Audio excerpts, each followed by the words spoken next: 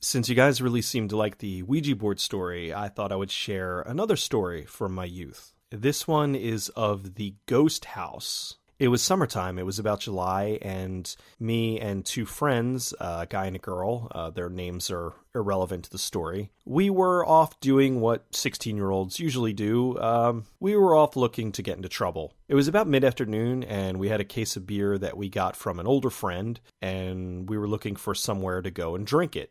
Being 16 and not really alcohol connoisseurs, we just got the cheapest beer that we could get. We got a case of Meisterbrau, which I believe was either $6 or $8 for a case back then. I think the only thing that was worse than that at the time was Milwaukee's Best, and I think that was like $5 a case. Normally what we would do is in the evening, there was an abandoned reservoir that we would go to. The problem was that one we would go to in the night. It was in the middle of this suburban area, so you had to kind of sneak through some backyards, and there was a fence all around the thing, but behind one of the bushes, somebody had cut some of the fence out. So normally if you're looking at it, it looked like everything's fine, but you would go behind there and move the fence out of the way and then be able to get in and climb down. And then once you would go into the middle of the reservoir, you could have a bonfire, you could scream, you could do whatever you wanted, and nobody was the wiser because it was so far under the ground that any sound that came out of there just never made it to any of the houses that were nearby.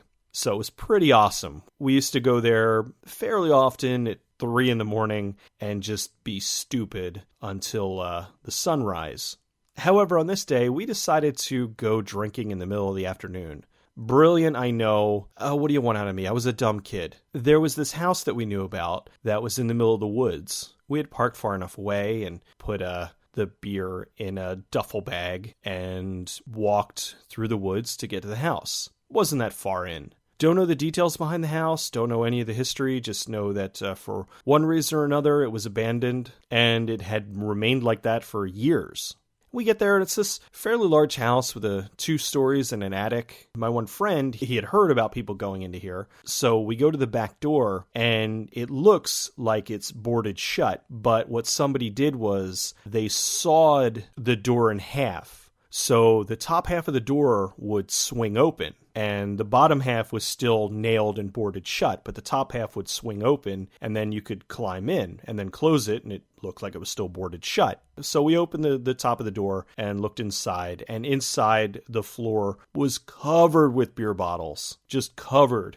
We very carefully climbed inside. The bottom floor was just dark because all the windows were boarded up. We made our way to the stairs and went upstairs. Now, upstairs was a different story. They didn't board up the top windows for whatever reason. And this being about middle of the afternoon in July, it was pretty bright. It was brightly lit inside. The 3 of us started exploring. We found one room where we left the beers. We each took one and were drinking and walking around the house. The house was very odd. I had never seen a layout like this before. There were doors that you'd open and it would open to a wall. There were windows that looked into other rooms. It was just very unusual. And I know this sounds like something out of a stupid horror film. You've got 3 kids wandering around an abandoned house drinking. What do you think those movies are based on? Dumb people doing dumb things. As we're wandering around, I find a room, and there's a mattress inside, which I'm guessing somebody was using as a place to have sex, because there were beer bottles and beer cans and whiskey bottles and a very large pair of panties. So we were laughing, and I got a stick and picked up the panties and was chasing the other 2 around the house with it. We went back to the one room, and we sat on the floor, and we're just kind of bullshitting and drinking and whatnot. And I got up because I needed to pee. And I was wandering around the house. I was trying to find a bathroom, and stupid because of course the plumbing's not going to work, and couldn't find a bathroom up there. But there was one room that I hadn't been in. I wandered into this room. It was a oddly shaped room. It was half of an octagon. So I walked in, and there were 3 windows in the walls that looked outside, and it was kind of a nice view. You looked out and saw the trees and whatnot, and there was a road off in the distance. And I just was standing there minding my own business when something pushed me. I turn around, no one's there. It's not my friends that did it. I didn't trip because I was standing still. I didn't imagine it. I just was standing there, and all of a sudden something pushed me forward. I stood there for a minute as a very what the fuck just happened? Something pushed me again. Now I know for a fact that there's no possible way that anyone was behind me at this point, because I was standing only a few feet away from the window, and then something pushed me forward. I turned around, and then something pushed me forward again. So if it was a person, they would have somehow had to have snuck behind me within that split second. It was impossible. I was heavily freaked out, and I started running out of the room. And as I was running out of the room, I remember it felt colder than when I had first gone in. Now, it's very possible that I may not have noticed that when I first walked into the room. It's very possible that because of the placement of the room, they may not have had the sun beating on it, but I just remember it feeling cold. I go to tell my friends, I'm like, we have to get out of here now. And they weren't really into leaving just yet, because we had only been there maybe an hour at this point. Maybe a little longer than that, actually. So they convinced me that, no, it didn't happen. Just calm down. You're being paranoid. So I very begrudgingly sat down on the floor, and we just started shooting the shit. The floor was just bare hardwood. There was trash and debris everywhere. We kind of kicked stuff to the sides with our feet so that we weren't sitting on garbage, and just talked about dumb shit that 16-year-old kids talk about.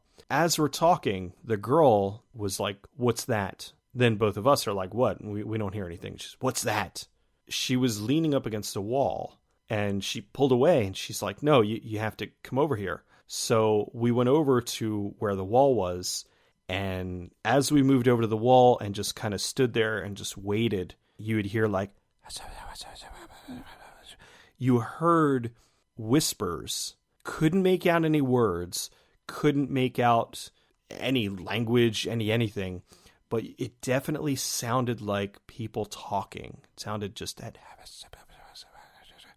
And so, again, I'm set off. I'm like, fuck this. Nope. Out. I'm so done. No, this is absolute shit. We're getting out of here. Thankfully, they agreed. I wasn't looking forward to walking downstairs, because coming from the brightness upstairs and going back downstairs, where all the windows and everything were boarded over, it was just dark. So we're descending into darkness, essentially. And we had to remember which way to go to get back to the door to get outside. Once we get down there, we're shuffling, because you didn't want to take steps, because there were beer bottles everywhere, and you step on a beer bottle, shatter it, you trip, fall, hurt yourself. And we sped up our shuffling and made it to the door, pushed the door open, threw the bag out, jumped over the door, and ran back to the car. That was the first and last time we went to the ghost house. The building had since been demolished, and the area around it was sold to a land developer. So now in that location are lots and lots and lots of condos. I had relatives who lived in the area, and they had told me there were rumors that the condos that were built in the area where the house was have reported weird things happening inside their condos, but I've never heard anything beyond that, just a couple of relatives who, for all I know, might have been fucking with me, because the ones who are telling me this are the ones who I've told this story. They swear they're not lying, but they could have been just bullshitting me to freak me out. I don't know.